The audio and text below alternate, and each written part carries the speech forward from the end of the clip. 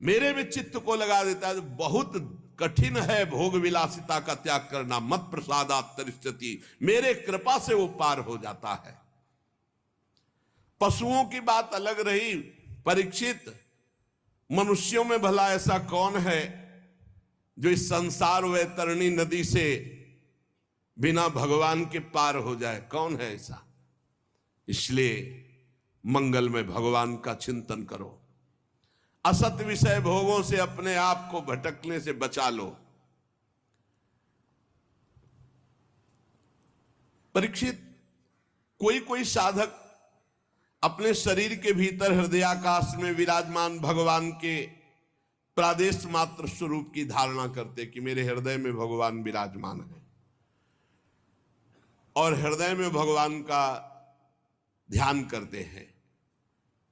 एकाग्र चित्त से जब खूब नाम जप किया जाता है तो ध्यान की योग्यता प्राप्त होने लगती है। यह हम आपको हृदय की बात कहते हैं। किसी और साधन से ध्यान पक्का नहीं होता, नाम से होता है। जितना नाम जप करोगे उतने रूप प्रकाशित होता चला जाएगा। देखी रूप नाम आधीना। उपासक को दिखाई देने लगता है बड़ा प्रसन्न मुख है श्री भगवान का, कमल के समान विशाल कोमल नेत्र है, कदम्ब के पुष्प की केसर के समान पीला वस्त्र धारण किए हुए हैं, भुजाओं में श्रेष्ठ रत्नों से जड़े हुए स्वर्ण के बाजूबंद शोभायमान है, सिर पर बड़ा ही सुंदर मोर मुकुट, कानों में कुंडल, बहुमूल्य रत्न जगमगा रहे हैं मुकुट में। श्री चरण कमल योगेश्वरों के खिले हुए हृदय कमल की कर्णिका पर विराजमान होने वाले अत्यंत सुकोमल श्याम रंग के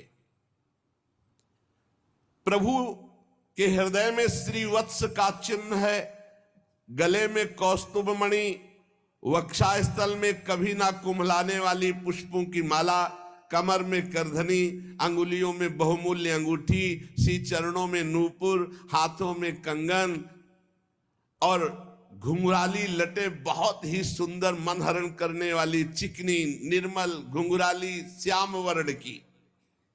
मुख कमल मंद मंद मुस्कुरा रहा है, लीलापूर्ण उन्मुक्त हास्य और अपने भक्त की तरफ मंद मुस्कान चितवन से देख रहे हैं, अनुग्रह की वर्षा करते हुए।